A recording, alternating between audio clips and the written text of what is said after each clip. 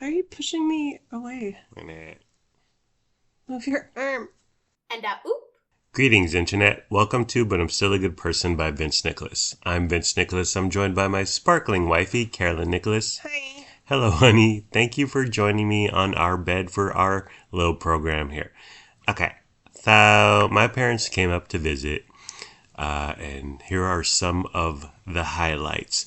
So they stayed at a hotel in Natomas, or you could say Natomas, or you can pronounce it Natomas. It's about 15 minutes from here. Had a continental breakfast, and our plan was to crash the continental breakfast with me, you, Lennox, and Luna. And I didn't know if they would allow this, if they would frown upon this, if they were checking IDs, checking room numbers. You have a theory that continental breakfasts at hotels are constantly being crashed by the unhoused For sure. and the hungry. Yeah. But you can't be like, you can't look derelict. Yeah. You You gotta can't look unkempt. you gotta clean up before you crash the Right. breakfast. Right. You got to pull it together. But I think people are just coming in and out because it's reckless abandon. It's pandemonium. Dogs and cats living together. It's wild. And there's just no vetting. There's no verification. And so the day before, we're sitting there. She was checking in.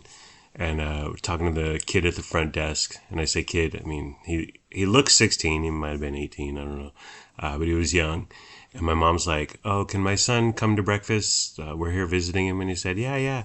And then she was about to ask, oh, can he bring his family? But I was like, no, mom, no. Because I don't, well, I wanted to be dangerous and risky. You don't want permission. Right. Right. Shoot first, ask questions later. Move fast, break things. I wanted it to be like covert, Ocean's 11 kind of thing. Don't ask for permission. Ask for forgiveness. Yes, exactly. Exactly. So I was like, Mom, shh, because I knew she was going to follow it up with, can he bring his family?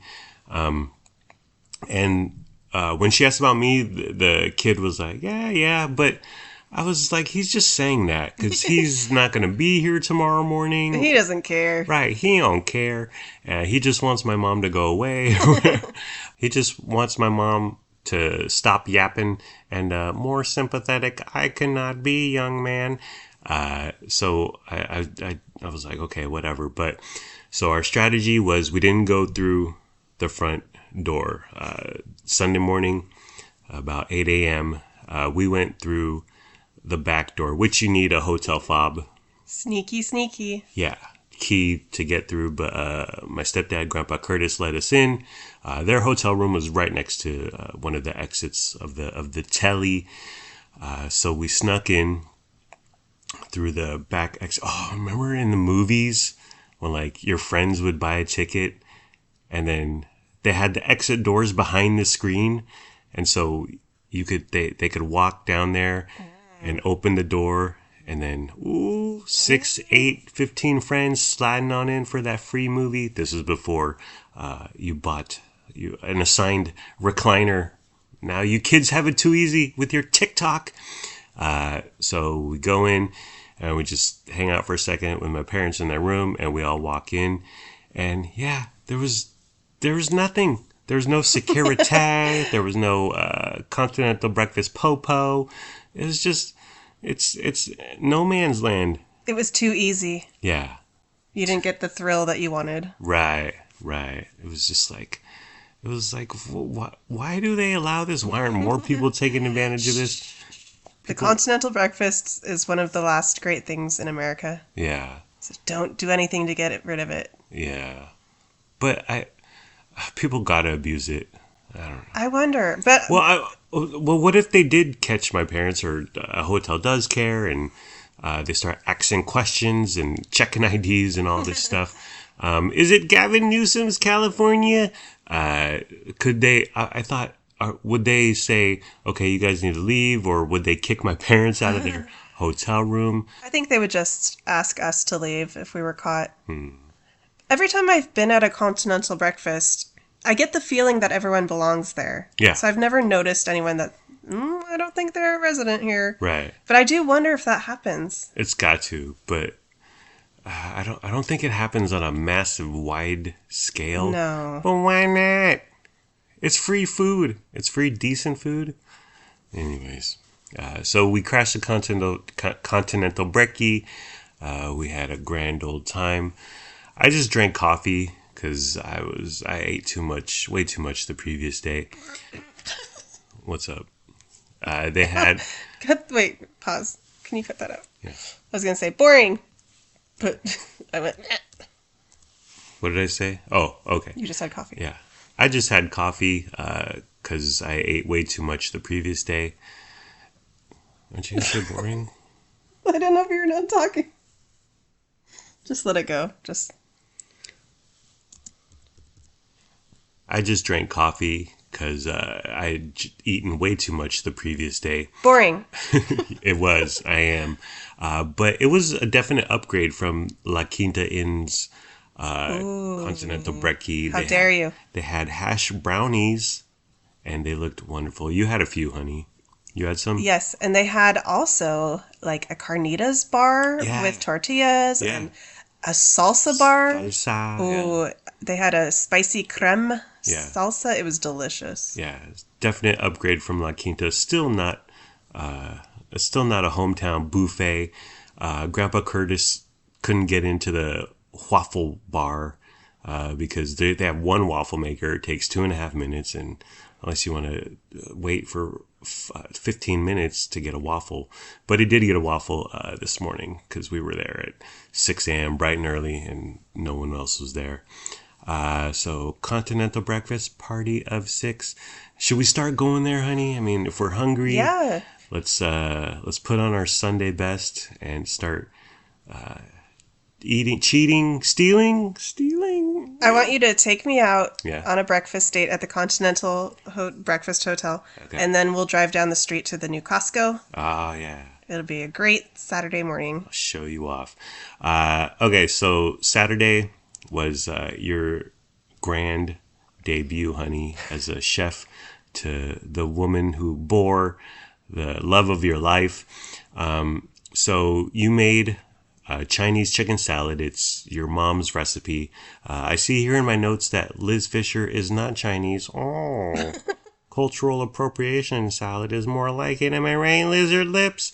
Talk about the process and how it went awry. It was very labor intensive. Yeah, man. Friday. You started it the day before. Yeah, Yes, sorry. I did meal prep the night before. Friday night I boiled the chicken Yeah. and chopped it up into little pieces Yeah. and put it into the Tupperware Yeah. to await Saturday morning. And you didn't go with the just rotisserie already shredded chicken. The pre-shredded, already cooked chicken that was at Rayleigh's where I went shopping Yeah. was twice as much as the raw, just pieces of chicken breast. So Right. I decided to boil it myself, cook it up, cut it up. Yeah. I did that Friday night. I ignored I Googled how long do I boil chicken. And it said 15 minutes, 12 to Whoa. 15, or Okay. 12 to 15 minutes. I was like, that's not enough. So I ended up boiling it for like 40 minutes. It was way overcooked. Yeah. I didn't realize until I was actually eating the salad Yeah. prepared the next day. Way overcooked, terrible rubbery texture. Yeah. It was so bad. But I feel like everyone was a pretty good sport about it. Yeah. Everything else about it was good. The seasoning, the sauce, the dressing or whatever. They were toasted. You were toasting almonds and sesame seeds at 6:30 in the a.m. Saturday Yes. morning. Yeah, it was hecka labor intensive. Yeah, I had to fry wontons, crush them up. You fried I had those? to make the dressing. You have to. Yeah. I boiled sugar and apple cider vinegar and goodness. seasonings, and then it was a long process. But it's such a good salad. I really love it. Yeah. And it turned out really well. Besides the chicken. Except the chicken, the main component.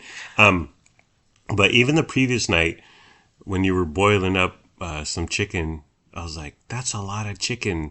And I started imploring you to just half the recipe or a quarter of the recipe or make the salad however much it is and then just put less chicken in it. Yeah, I did end up halving the recipe only because we didn't have a big enough bowl to Yeah. serve the whole recipe in. Yeah. And we couldn't find one big enough even at Walmart. Yeah.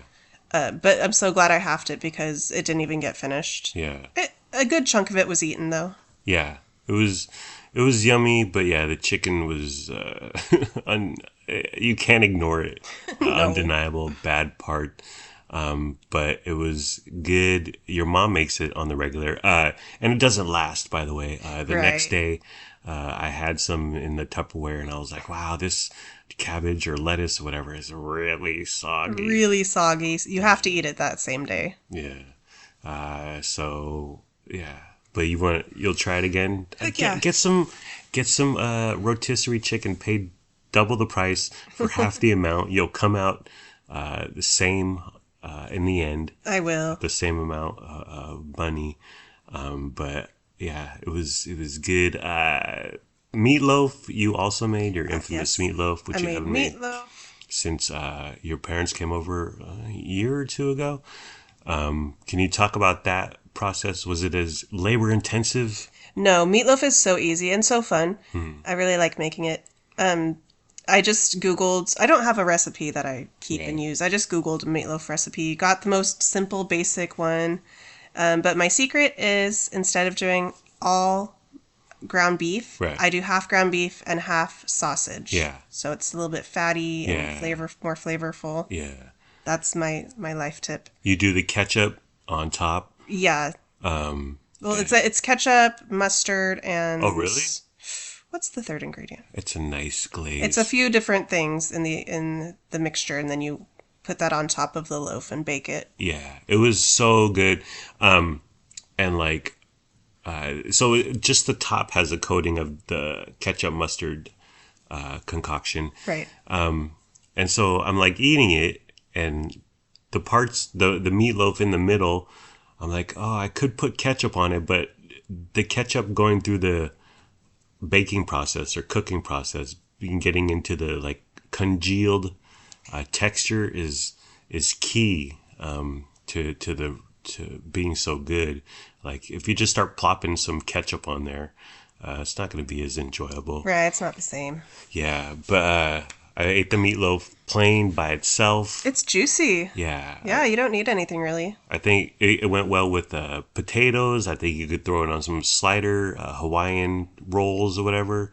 You could put it on a sandwich with some mayonnaise. It would be excellent, but just by itself, very yummy. You also made scalloped potatoes, which were Yes. a win, which my mom remarked, these are easy to make. Okay. Well, they are. Yeah. They're really easy, and they're always a crowd pleaser, though. Yeah, they were the box kind, and then you made some roasted potatoes, which Yeah. Luna picked out from Costco, and then Luna did not like from Costco, so we just finished them off. They were okay, but they were just too big of pieces of potato. Too potatoey. Yeah, too much potato, not enough crusty, crunchy, coating-y. The cleaning, honey, Oh my goodness. bathrooms, stove, bookshelf. What was the most challenging part of cleaning for Grandma Tian? The worst part was cleaning our shower Yeah. and our bathroom. Yeah, It takes so long, and Yeah. I feel like I never can get it clean enough. yeah, And it's a really big chore. yeah. But I am so happy our whole house was cleaned, Yeah. like top to bottom, Yeah. gleaming. So I'm really happy your parents came to visit. Yeah, the shower was. I mean, it wasn't like brand spanking new, sparkling clean, but it was light years from where it Well, was it wasn't that okay. the previous It wasn't that bad. previous to the cleaning. It was due for a cleaning, so You did an excellent job. You were cleaning all week. I was cleaning all week. You were cooking Friday and all day Saturday while I was with my parents in Natomas. I passed out Saturday evening around 6 p.m. You and did. my feet were killing me, Yeah. but it was like the good kind of tired because I'd been doing. I was hosting your parents. Yeah. The day went really well. Yeah. I felt like it was all good. So. You did all the dishes, man. Yeah. My goodness. Oh yeah. MVP trophy for you, my darling. We got Frankie a new perch. His previous one was like a firm platform that he stood on and laid on and sat on, whatever. But this one is more like a soft hammocky thing. And he was a little skeptical at first, but he looks so cute in it. He looks so cute in it. He laid in it for many hours today. He's warmed up to it. And his paw hangs off one end and then his head hangs out the other. It's so freaking adorable. He has a little hammock. It looks like he's sitting in a giant salad bowl. Oh, you need a giant salad bowl, do you, honey? It's a bowl full of Frankie. And then Len and I put it together, and it's super easy. It takes a couple minutes, but Len wanted to help me put it together for whatever reason. So I was like, Len, let's put this thing together. And it's just screwing some screws in here and there. Super simple. There's just a couple pieces, but it was some quality Lennox time. And I introduced him to the Allen wrench. And yeah, I probably scored some cool, manly, real man stepdad points in the process. We also got a new toaster oven. So our toaster oven had been looking musty. Like the door, the roof, the lid, the open close. The glass door you could barely see through anymore. It was so brown. I guess you're supposed to clean that, but I don't think we ever did. Golden brown. So we got a new one. Bought a Emerald Lagasse. Bam, bam, bam. One branded one, because whatever. He has a deal at Walmart along with Drew Barrymore and Paris Hilton and Pioneer Woman, and it goes on and on. But so it was larger than our previous, and set it up. And okay, it's sitting there on the counter, and it has this digital display, and I'm like, okay, it's gonna tell the time or whatever, but it didn't have a clock on it. And we come from two different camps, honey. You used to unplug the toaster oven after every use. That's what the instructional booklet says. Unplug when not in use. Okay, I maintain that you should leave it in, just for the fact that every once in a while you throw some hash browns in there and you're like, okay, 20 minutes. And then 20 minutes later, it's unplugged and your hash browns are still frozen. It's like, Okay. Well, do you unplug and plug your TV and your alarm clock and your lights and your microwave? Do you? I don't think so. But so the Emerald had a little LED digital display thing. But it wasn't a clock, and so it would just sit there when it was idle, not cooking anything, and it would just have these dashes, these like little lit up dashes, and it was the weirdest thing. Like, why didn't he put a clock in there? Emerald Lagasse, and it was kind of creepy. Like, it looked like R2-D2 or the new little droid and Acolyte. It was way too fancy for us. Yeah, we're a simple, basic family. Yeah, took that back. And then we got a Black & Decker one. It was smaller, and it's more analog. It's got the knobs on there. I prefer analog when it comes to most things. Yeah, not so high-tech and digital. No. And we've used it. You could Lennox up some nuggies yesterday. You said it smelled a little weird? It smelled like glass or metal, like kind of that new smell. Yeah, new car smell. But it no longer smells. It smells like chicken nuggets now. Good. And then we went house hunting, and with a Realtor A on Saturday and Realtor B on Sunday. And my mom told us to not mention Realtor A to Realtor B and vice versa. My mom has a side realtor. It's all very hush hush. But on Sunday, so we're going to the retirement communities in Natomas, and on Saturday, they both have clubhouses with the pool and a gym and a library and all this stuff. And we went to one on Saturday, and then Sunday we couldn't get into it immediately. We're just kind of standing outside because you need a fob, and it was a little bit of an ordeal, but we're standing outside of it. And I said out loud and in front of Realtor B, and I said, "Ma, it's just like the clubhouse we went to yesterday." And my mom was like, and I was like, oh, shoot. I squealed. I almost slipped up myself at a different point during the day. Yeah. Ooh, it's so hard to keep a secret. I know. Snitches get stitches. It's like at a professional baseball game where they have the kiss cam, and they put it on a couple who were like, "Oh, we're lovey-dovey," and then they notice they're on the kiss cam, then they're like, "Ooh, separate," because the guy is Tom catting around. I had to pee, so we were going to we went to 7 not open houses. We saw 7 houses in the course of 2 days. Can you pee in an open, or like if you're just visiting a house with the realtor there? It's not in good taste. But I mean, if you're desperate, Yeah. You did pee in a house. Yeah. Back when we were house hunting 5 years ago. Yes. And the toilet did not flush. Thankfully, it was just pee. But I started to freak out a little, and then I just put the lid down and I said, "Let's go, honey. We need to go now." And to top it all off, so I have a friend from high school. His name is Brian Reifus, who I have fond memories of. Nice kid. His dad actually coached one of the basketball teams I played for, a recreational organized league when I was in 7th grade or whatever. And so I knew his family well. I knew him well, and he's a good dude. And I remember because his dad was the coach, so we would have team parties at his house, and we would play Mike Tyson Punch Out on his Nintendo. Oh, good memories. But I haven't seen him or spoken to him or talked to him or anything in 30 years.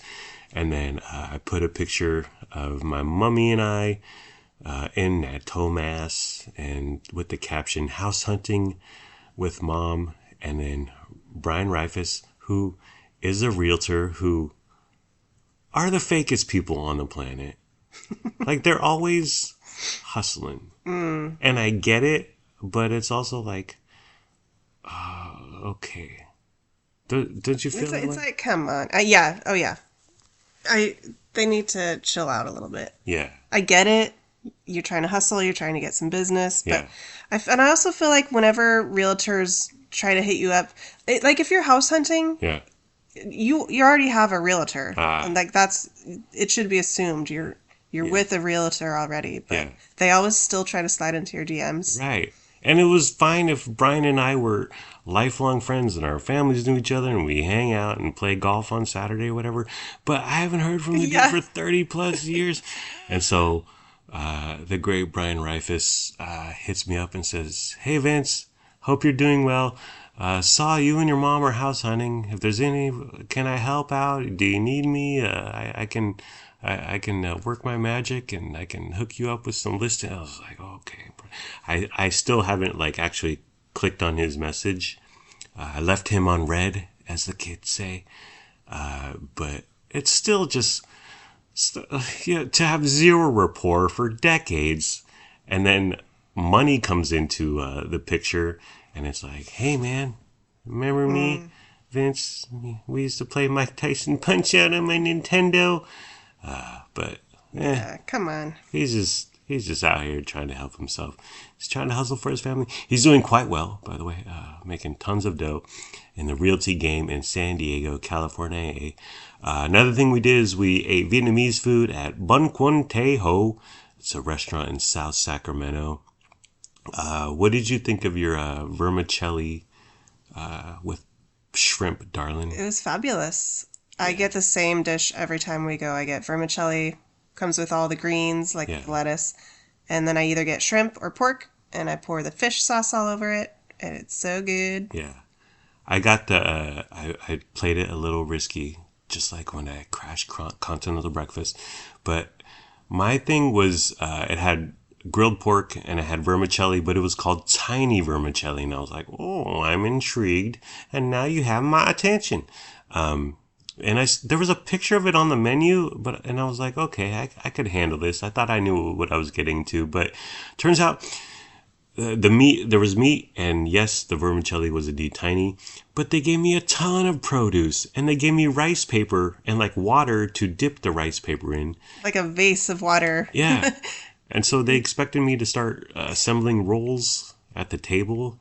Yeah, it's all deconstructed. Right. And I was like, I get it, but I didn't know I'm not the chef, okay? I paid for things to be assembled. And I hate eating with my hands in public, and now I'm assembling rolls with my hands in public and then eating with my hands in public. No, no, no. But so I ate the tiny vermicelli. I ate the barbecue pork, which was outstanding, and then Grandma Tien and Grandpa Curtis dove in. They were, they were grabbing my rice paper. They were making their own rolls. They were Your mom took all the greens. yeah, yeah, and they had an assembly line of roll making there in the restaurant, and I was like, do your thing. It's all you guys. One thing that my mom does is, so if she has something she doesn't like, she doesn't say, hey, do you want to try this? Hey, do you want this? I don't want this. Or she doesn't just move it to the side of her plate and not eat it. She, at the restaurant, she like started flinging things on our dish. Like there was this piece of meat. It's sort of a turkey ham hybrid kind of thing. Sandwich meat, deli meat. It like flew onto my plate, and I was like, okay. I got one too on my plate. Yeah, she did the same to you. It was like her fork was like a field goal kicker's leg, and she was like, bing, bing. Or she had like a meat trebuchet on her plate. She's like, flinging pieces of meat our way, and I was like, what the heck is this? I didn't eat mine. You ate yours. Yeah. Did you feel obligated? Did you feel bad? Well, but I'll also just eat. If someone gives me food, I'll eat it. I'm Really? not picky. Because I've seen that thing for almost as long as I've lived. And I avoid it when I can, but I see it here and there eating Vietnamese food.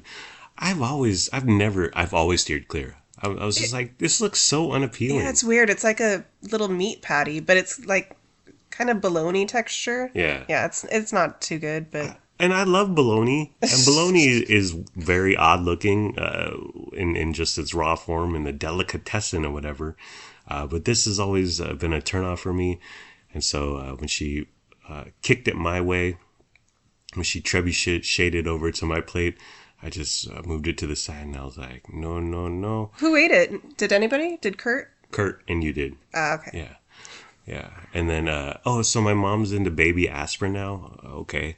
And then, so she needed some. She's up here in Sacramento. Is baby aspirin for babies, or is it just tiny size, miniature pills? I think the latter. And so she wanted some, she needed some, and she's up in Sac Natomas, so she's not in her home confines, the confines of her home. So her sister, who we met at Tejo, brought a little baggie of baby aspirin, and they exchanged it at the table. It was like a drug deal Yes. going down. It was very illicit. I wanted to call the popo. And then one thing, so you took off, you went home, and then me, my mom, and Grandpa Curtis went to my aunt's house, and we hung out there for a little. And she's older. Listen, my mom and her sister are older, okay? So we're talking about food, because what else is there to talk about? And she says she doesn't cook anymore. Only the most simple things like air fry, microwave, toaster oven. But she doesn't make pho anymore. And pho is a whole ritual. It's a whole process. It's a big ordeal. And she's like, I'm by myself. Her husband died about a decade plus ago. I'm by myself. I don't want to spend a bunch of time cooking pho and then have a bunch of pho leftovers that go bad. So she said, I'm just not going to cook pho anymore. And I was like, wow, that must be a huge deal to eat pho your entire life, to make pho for probably 60 plus years, and to just get to the point in your life where it's like, I just don't want to dive into that time-consuming process. I'd rather do something else more with my time. And again, she's by herself. And so, are you ever gonna get like that with food? I hope I never get. Well, I don't really cook anything. I bet that involved. Well, I bet I will. Like if you die and I'm old and alone, I bet I would cook a lot less. Yeah. I'd just keep it simple. Yeah. I don't know. It made me sad to think about. Let's just the impending march of time, I guess. But it was cool. We hung out, ate some cookies, had a little yap sesh. And oop. Okay, so it's me, my mom, and my stepdad. I grab them from the airport. We're in Natomas, and we get to a house that we're going to see. We're early, so no one's there yet. By the way, we saw the owner pull out of her garage, and she knew we were coming. But that's always a weird vibe. Oh, I hate seeing the owner at a house. The second day, we went to a house where the owner was there with her dog, and we were there for like a half hour. Yeah, the realtor said that your mom wanted the owner to be there so she could talk to her, ask her questions, I think. Yeah. I was very uncomfortable. Yeah. I was like, get out of here. Get out of your house. I'm afraid to sit down. I'm afraid to walk anywhere with my musty shoes. But on Saturday, so my mom does my mom thing, and she's telling Kurt to take a picture of me and her. And we take a couple pictures just in the driveway of this house while we're waiting. And I really like the picture because I look skinny. You look very thin. Yeah. It's a great picture of you. Yeah. Remember, kids, always take your pictures before you start eating, before you start picking out and overeating, right when your parents get to their destination, come visit you. Immediately get with the pictures and then indulge. So took a couple pictures. I look thin. I looked virile. I look buff. I look strong. And my mom did the thing where she puts her arm around me, and her arm covered my stomach, my spare tire. So she didn't do it on purpose, but I was like, oh yeah, you're out here doing me favors, making me look good. So obviously I love the pic. I was like, wow, I look really good. And then my mom, she's always dressed in gym gear. She was wearing a sleeveless tee, kind of tank top kind of thing. So her arms were out, sun's out, guns out. And so I'm like, Mom, I'm going to post this picture on the socials. And she goes, no, I don't like my arm. My arm looks fat. And I was like, what? And so I kept begging her. I was like, Mom, please, please let me post this picture. She's like, no, I don't like my arm.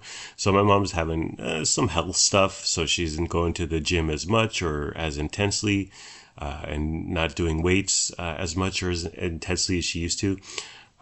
But her arm's a little chubby, whatever. But I was like, Mom, you're in your 70s, own it. No one cares anymore. I'm in my mid 40s. I'm allowed to still be vapid and superficial. But she said, Vince, if I took a picture of you and you didn't like it, you wouldn't want me to post it. And I said, oh, how dare you? How dare you use my own medicine against me? But yeah, so she's like, okay, I'm gonna crop it, and I was like, okay, and she cropped it. And how did she crop it, honey? She cropped almost her entire self out. It's like a tiny sliver of her face that was left in the picture. You can't even see her ears. Like her face starts in front of her ears. It's like this weird floating head. She took her arm out. But I was like, Mom, this is the most bizarre. Well, speaking of being shallow and superficial, I look super vain because I'm like 90% of the picture, and there's just this little floating head on the side. It was the oddest thing ever, and I was like, I'm not. So I cropped it, and I just took out her arm.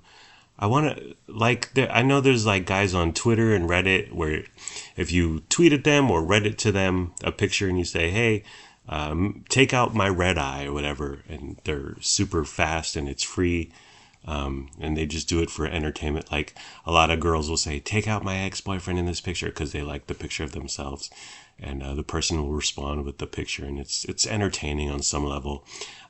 So I wanted to try go to some AI formula or something and say, hey, make my mom's arm skinnier. I don't know.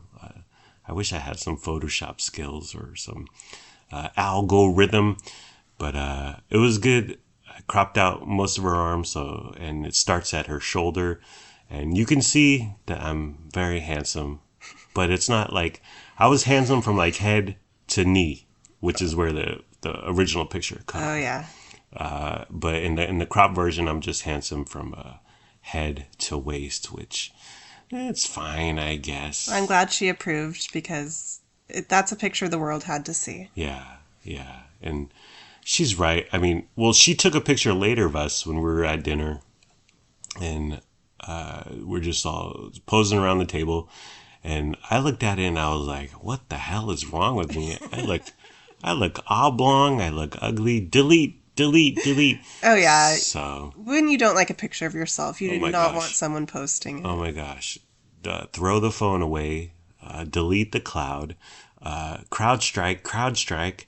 But yeah, I put up the picture. And then there's one more actually that you took of us when you were like up against the stairs. You took me, Kurt, Yeah. my mom Lennox, and Luna. I really like that picture.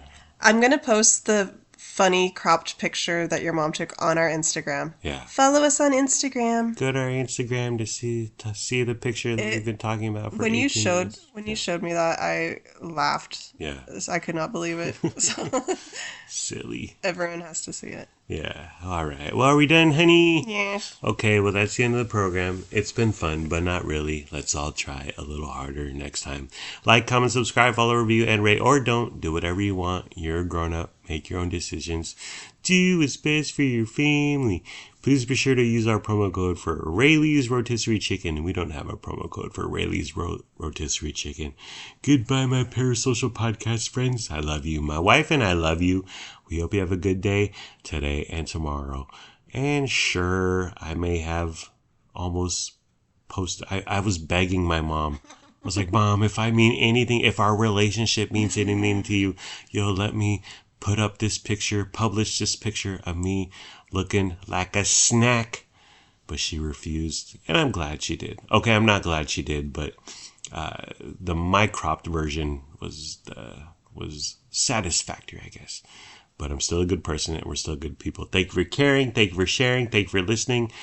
We hope you have a wonderful day / night. Oh, bye bye.